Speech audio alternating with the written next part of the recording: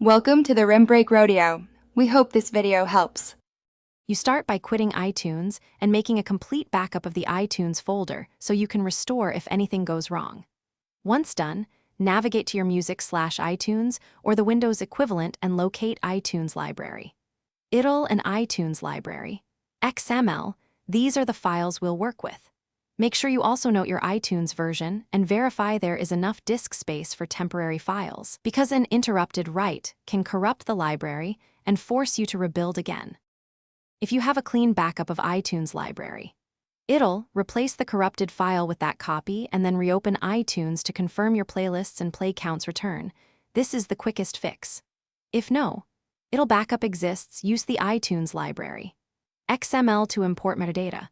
Open iTunes with option Mac or Shift, Windows, held down, choose to create or select a library, then import the XML so iTunes recreates entries. Make sure to let iTunes finish scanning and consolidating media.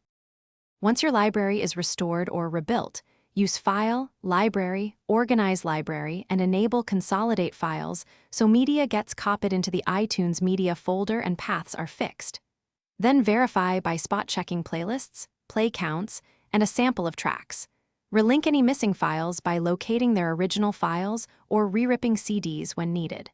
If issues persist, create a fresh library and import media folders in stages so you can isolate problematic files.